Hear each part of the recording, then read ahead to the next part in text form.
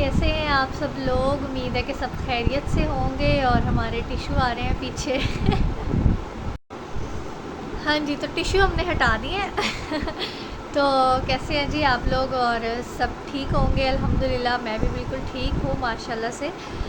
काफ़ी बेहतर हूँ और अब आपके सामने हूँ। और अब पूरी कोशिश करूँगी कि अब बार बार आती रहूँ आपके सामने, इस तरह से गुम ना हो जैसे हुई हुई थी।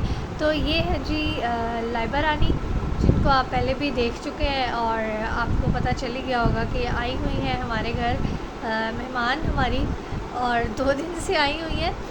तो मज़े कर रहे हैं बच्चे भी। अब्दुल अहद भी बहुत इन्जॉय कर रहा है। लाइबा का भाई भी आया हुआ है, तो अब्दुल अहद इनके साथ काफ़ी ज़्यादा खेलता है, इन्जॉय करता है। तो लाइबा आपने कुछ कहना है? कुछ नहीं कहना, बस देखने आई हो। शर्मा गई है भाई। चलो कोई बात नहीं, आप ना कहो, मैं कह लेती हूँ। तो आंखों से पानी आने लग गया। तो बड़े अरसे बाद मैं भी वीडियो, मुझे तो ऐसा लग रहा है जैसे कैमरा भी मेरा अजीब सा ही हो गया है। पता नहीं, काफ़ी अरसे बाद मैं देख रही हूँ, तो शायद इसीलिए मुझे लग रहा है, या वाकई सही नहीं आ रही वीडियो, पता नहीं है। अभी आप लोग ही बताएंगे देख के। तो आप लोग सोच रहे होंगे इतने टाइम बाद मैं कहाँ से आ गई अगेन, और अभी तक ज़िंदा हूँ मैं। तो हाँ जी, ज़िंदा हूँ अभी तक मैं। तो सबसे पहले तो जी मुझे ऐसा लगता था कि काफ़ी अरसा हो गया मुझे कट ऑफ हुई में मैं बिल्कुल। तो आप लोग भूल जाएंगे कि सादिया नाम की भी कोई थी हमारे यूट्यूब पे, लेकिन ऐसा नहीं है। आप लोगों ने इस बात का सबूत दिया है कि हम भूलने वालों में से नहीं है माशाल्लाह से। अभी लास्ट डे भी मुझे एक कमेंट आया, और जो है ना वो तबीयत का पूछा गया, व्लॉग के बारे में पूछा गया। तो बड़े मतलब खुशी होती है कि इतने मसरूफ़ियत में से भी आप लोग थोड़ा बहुत टाइम मेरे लिए निकाल लेते हैं, मुझे याद रखते हैं। तो ये मेरे लिए, तो जी मेरे लिए ये बड़ी ऑनर की बात है और मुझे बड़ी खुशी होती है। तो दोबारा आ गई हूँ। तो देखने के लिए आई है। वो कहती मैंने बोलना कुछ नहीं है, बस मैंने आपको बोलते हुए देखना है। क्यों, मैं बड़ी प्यारी लग रही हूँ बोलते हुए? चलो जी, अच्छा कोई बात नहीं। खैर जी, शुक्रिया अदा करते हुए आप सबका, तो आज के ब्लॉग का बाकायदा स्टार्ट करते हैं अगेन। और अपनी डे रूटीन आपके साथ इंशाल्लाह शेयर करेंगे। वैसे अब तो शाम हो गई है, तो नेक्स्ट शाम तक देखते हैं हम क्या क्या करते हैं। मैं पूरी कोशिश करूँगी आपके साथ सब कुछ शेयर करने की। तो चलें, मिलते हैं फिर आपसे। हाँ जी, तो गाइज़ यहाँ पे मैं आ चुकी हूँ जी अपने किचन में, जिससे आजकल मुझे बड़ी नफ़रत हुई हुई है।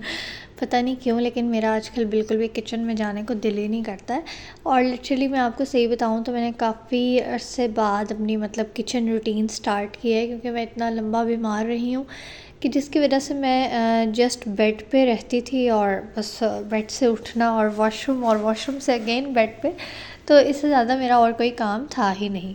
तो काफ़ी अर्से बाद मैं अपने किचन में गई हूँ, और अगेन मैंने थोड़ा बहुत काम स्टार्ट किया। अभी प्रॉपर नहीं मैंने स्टार्ट किया, हल्का फुल्का मैंने अब हिम्मत की है कि अब मैं करूँ थोड़ा सा।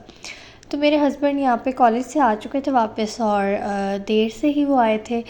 तो अच्छा, मुझे मैं काफ़ी टाइम बाद मतलब ब्लॉग बना रही हूँ ना, तो मुझे ऐसा लग रहा है जैसे आप लोगों को ना कुछ भी नहीं पता बिल्कुल, यानी सब कुछ न्यू है और आप मेरे बारे में कुछ भी नहीं जानते हैं।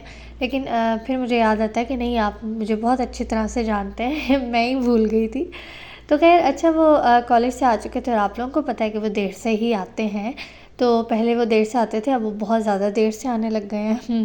तो पराठे का तो ये टाइम नहीं था, और मैंने कहा कि चलें साथ में जो है ना मैं थोड़ा मतलब घी वाली रोटी बना देती हूँ। मतलब घी तवे पे नहीं लगाती मैं, ऊपर जो इस तरह से सूखी रोटी बना के उसके ऊपर घी लगा दिया।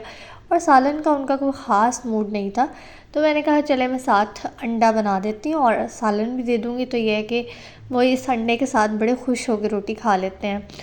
तो कभी कभी मैं सोचती हूँ अंडे ना होते तो हम लोगों का क्या होता। मतलब लंच में अंडा, बच्चों को स्कूल में ब्रेकफास्ट में अंडा, अंडा ब्रेड, अंडा पराठा, अंडा सैंडविच, और ये वो क्लब सैंडविच में भी अंडे। रोटी के साथ भी अंडे, कभी कभी सालन के तौर पे भी अंडे, और कभी अंडा टिक्की और ये वो। तो बड़ी सहूलत है जी अंडे की। तो ये देख लें, दोबारा अंडा आ गया। तो हस्बैंड को मैंने अंडा बना दिया था, ऑमलेट बना दिया था, साथ में रोटी दे दी थी, सालन दे दिया था, और मेरा दिल कर रहा था आज मीठा अंडा खाने का विद ब्रेड। रोटी मेरा दिल नहीं कर रहा था बिल्कुल भी, और रोटी जो है ना वो हज़म भी नहीं होती है ज़रा। डॉक्टर ने कहा हुआ मुझे कि मैं लाइट जो है वो अभी ग़िज़ाएँ इस्तेमाल करूं, तो इसीलिए मैं दिन में तो स्पेशली रोटी नहीं खाई जाती है, रात में फिर भी मैं खा लेती हूँ। तो दिन में मेरी कोशिश होती है कि मैं हल्का सा कुछ ले लूँ, तो बस अंडा खाने को दिल करा था, मीठा अंडा। तो मैंने कहा चलें अपने लिए मीठा अंडा बना लेते हैं। तो मीठे अंडे का आपको पता है मेथड यही होता है, अंडा डाला, बीच में दूध डाल दिया, बीच में ही चीनी डाल लेंगे, और साथ में थोड़ा सा ऑयल, घी, बटर जो भी आप यूज़ करना चाहें वो कर सकते हैं। चीनी की मकदार आप अपनी मर्ज़ी के मुताबिक रखें। अगर आप ज़्यादा मीठा खाना पसंद करते हैं तो ज़्यादा मीठा डालें, और अगर आप थोड़ा पसंद करते हैं तो लाइट सा मीठा आप रख सकते हैं। तो मेरा ज़रा दिल कर रहा था कि सही वाला मीठा होना चाहिए, तो इसीलिए मैंने 2 बड़े चम्मच भर के चीनी के डाल लिए, और साथ में मैं यहाँ पे देसी घी का इस्तेमाल कर रही हूँ, ऑयल इसके अंदर मैं यूज़ नहीं कर रही हूँ। जो मीठा अंडा है ना वो गले के लिए बहुत अच्छा होता है, और आजकल जैसे अब ये मौसम हो रहा है ना, तो हमारे बच्चों के लिए बहुत अच्छी चीज़ है कि हमारे बच्चे अगर ये खा लें। अंडा ख़ास तौर पे सर्दियों में बच्चों के लिए बहुत ज़रूरी होता है, चाहे आप उनको बॉईल करके दे दें, चाहे फ्राई खिला दें, वैसे बॉयल एग सबसे बेस्ट है। और अगर थोड़ा मीठा खाना पसंद करते हैं तो फिर मीठा अंडा बना के दे दें, इससे बच्चे सर्दी से बचे रहते हैं, और जो है ना चेस्ट इन्फेक्शन से भी काफ़ी मतलब फ़ायदा होता है। तो खैर जी, बस इसको रख देते हैं तेज़ आग पे, और बस हिलाते जाते हैं, जल्दी से ये अंडा पक जाता है। और बस इसको छोड़ना नहीं होता, क्योंकि अगर ये नीचे लग गया तो फिर काम ख़राब हो जाएगा। हिलाते हिलाते बस इसकी शक्ल निकल आती है, जैसे ही ऑयल सेपरेट हो जाएगा, घी निकल आएगा, तो बस अंडा हमारा हो जाएगा रेडी। आप चाहें तो इसको रोटी पराठे के साथ भी खा लें, लेकिन मैंने ब्रेड के साथ ही इसको एंजॉय किया था। तो शुरू में आपने देखा कि मैंने बताया था कि बाजी भी आई हुई है, तो बच्चों के लिए मैंने सोचा आज चलें मैक्रोनी बना देती हूँ। तो मैं ये वेज मैक्रोनी बना रही हूँ, चिकन वाली नहीं है, लेकिन ये इतनी मज़े की बनी थी ना कि बिल्कुल भी चिकन की कमी का एहसास नहीं हो रहा था कि इसके अंदर चिकन नहीं है। तो कभी कभी प्योर चीज़ें भी खानी चाहिए, ओरिजिनल भी। हर चीज़ में चिकन डाल के उसकी जो है वो वसायत को ख़त्म नहीं करना चाहिए। तो इसलिए मैंने सोचा कि चलें वेज मैक्रोनी बनाते हैं। तो वेजेस में ये है कि आपको जो भी पसंद है वेजेस आप वो यूज़ कर सकते हैं। मेरे पास यहाँ पे जो जो अवेलेबल थी और जो जल्दी जल्दी से बन सकती थी मैंने वो यूज़ की हैं, जिसमें शिमला मिर्च आपको पता है सबसे ज़्यादा इम्पोर्टेंट होती है।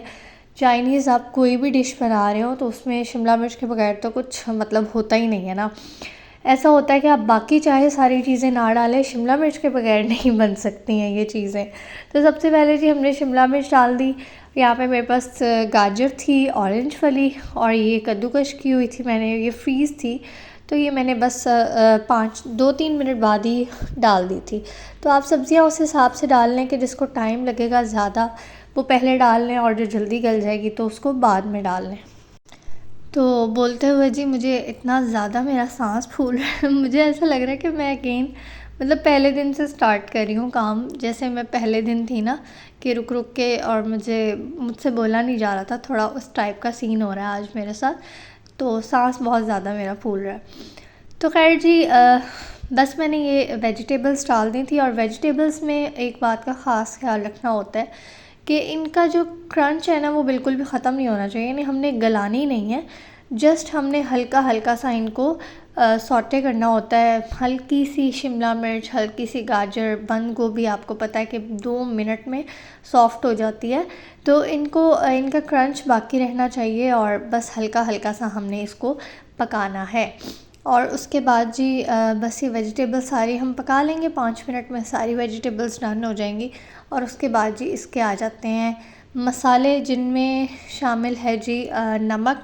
चाइनीज़ में आपको पता है जी नमक, काली मिर्च, सिरका, सोया सॉस और चिली सॉस, यही चीज़ें डलती हैं। उसके अलावा अगर आप चाहें तो थोड़ी सी कुटी हुई लाल मिर्च डाल लें, वरना पाउडर वगैरह नहीं यूज़ कर सकते हैं। तो मेरे पास अभी चिली फ्लेक्स नहीं थे, तो बस मैंने जो नॉर्मल चाइनीज़ की जो ज़रूरियात होती हैं वो पूरी कर दी थी। और एक एक्स्ट्रा चीज़ जो मैं हमेशा डालती हूँ और आपको हमेशा बताती हूँ कि बिल्कुल ऑप्शनल है, अगर आप चाहें तो आप उसको यूज़ कर सकते हैं, उससे टेस्ट बहुत अच्छा आ जाता है।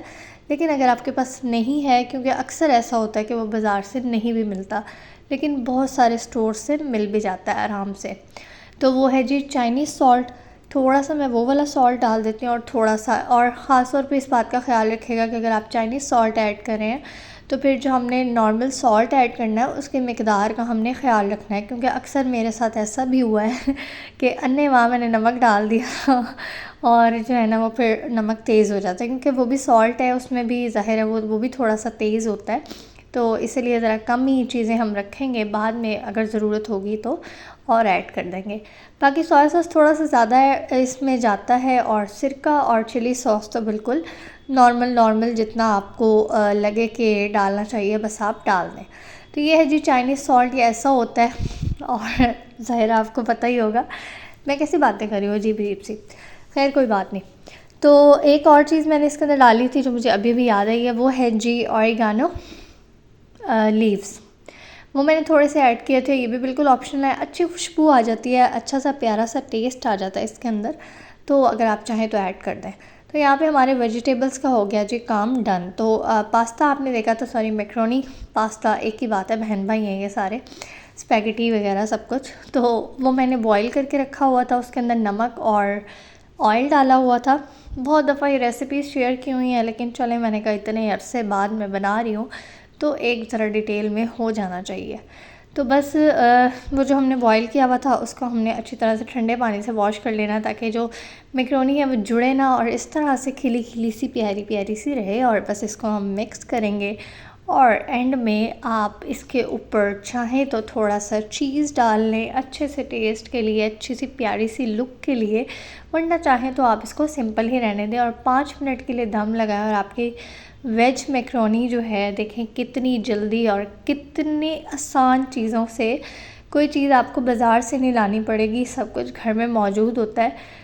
और अगर नहीं भी है तो कोई बात नहीं, थोड़ी बहुत सब्ज़ियां बंदा बाज़ार से ले ही लेता है तो बाकी चीज़ें तो मोस्टली घर में पड़ी होती हैं। तो वेज मैक्रोनी आपकी हो जाएगी जी रेडी।